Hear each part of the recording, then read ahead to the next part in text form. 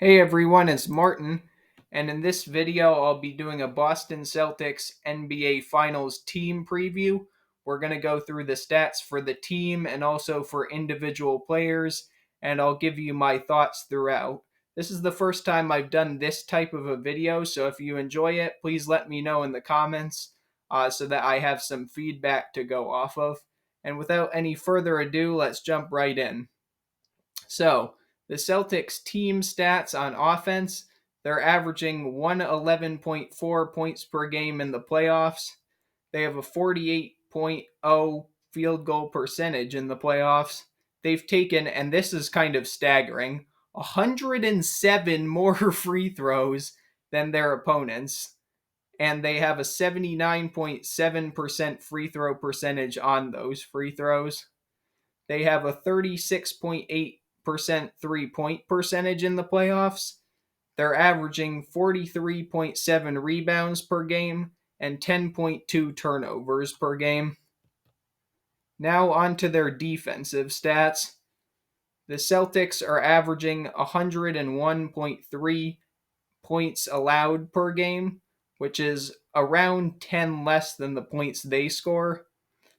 Their opponent field goal percentage is 46.7% on average.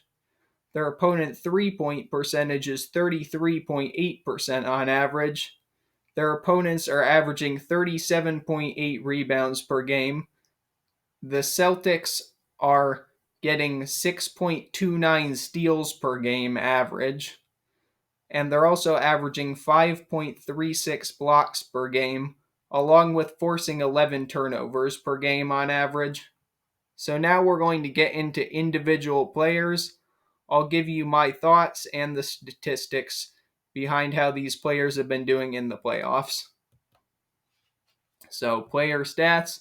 We're going to start with Jason Tatum because Jason Tatum is one of two superstars on this team along with Jaylen Brown, but he's been the primary scoring threat throughout the playoffs for the Celtics. He's averaging 26.0 points per game in 40 and a half minutes, and that is the best among the Celtics. His field goal percentage is 44.2%.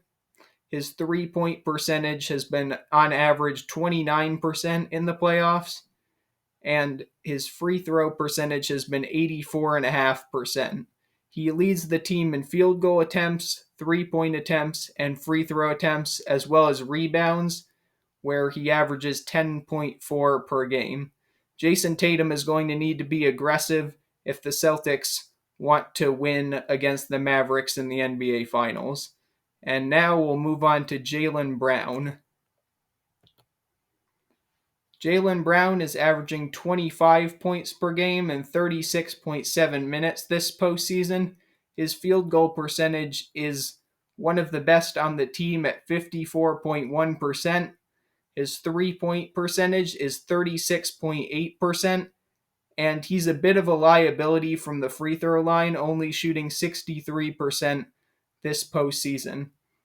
If the Celtics want to have a chance against the Mavericks, Jaylen Brown will need to come up big for them as well.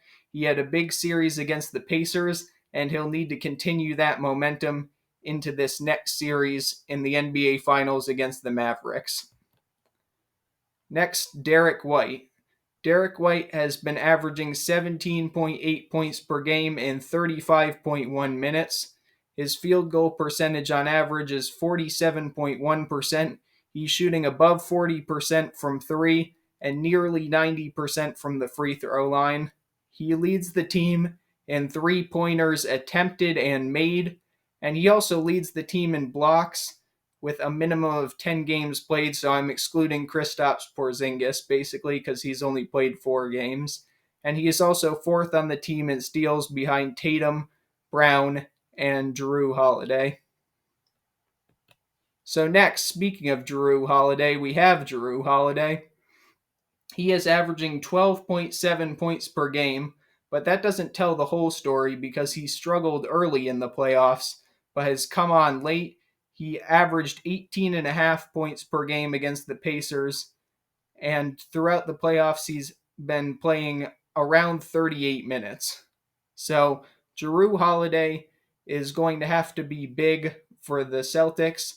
And as you can see at the bottom of this slide, he's my X factor for this series. Kristaps Porzingis is likely to return, but we don't know how much of an impact he'll make.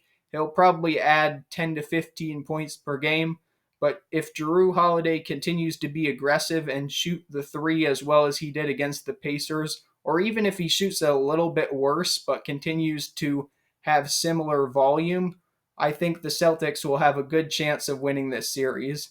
He's 48.9% on field goals this postseason and 39.7% on threes. He's made almost all of his free throws, 17 of 18, and he also leads the team in steals. He's their anchor defensively. Now on to Kristaps Porzingis. Kristaps has only played 4 games because he's been out with an injury, but in those games he averaged 12.3 points per game in 26.3 minutes to go along with 5 rebounds per game. He shot 40% from 3, 8 of 20, so getting him back would give them another threat to stretch the floor, and he made almost all of his free throws, 17 out of 18. He also led the team in blocks when he was playing with 1.5 per game. Now on to Al Horford, who's been playing in the place of Kristaps Porzingis since he's been out. Al Horford has struggled shooting the ball throughout the playoffs, but he had a better series against the Pacers. He's averaging 9.9 points per game in 30.4 minutes. He's averaging a 34.6% three-point percentage. However, as I mentioned, he had a big game against the Pacers where he made 7 threes, which is the most he's made in a single game in any game throughout his career. He's also second on the team in blocks, behind Derek White, excluding Porzingis, at 0.93 blocks per game. Finally, we have Peyton Pritchard. I think Pritchard is going to continue to contribute. I love Pritchard as an Oregon fan, so I'll be rooting for him. He's been averaging 7.5 points per game in 20.9 minutes. He's been shooting 48.1% from the field and a staggering 45.5% from 3, 20 of 44. Some of those looks have been wide open, and that's a result of Jaylen Brown and Jason Tatum attracting much of the defensive attention. But if Pritchard can continue to contribute off the bench, I think the Celtics will have a good chance in this series. He doesn't have to go crazy as there's so many other scoring options on this team, but if he can give them another scoring punch and some defense off the bench, that could bring them to the next level. So ultimately, I think this is going to be an interesting series. If you enjoyed this video, make sure to check out my Dallas Mavericks NBA team preview video, which will be out probably, this one's going to be out either Sunday or Monday. That one will be out either Monday or Tuesday. And then also be sure to check out my series prediction short. That'll be me predicting who I think will win and in how many games. And if you enjoyed this video, please consider liking and subscribing.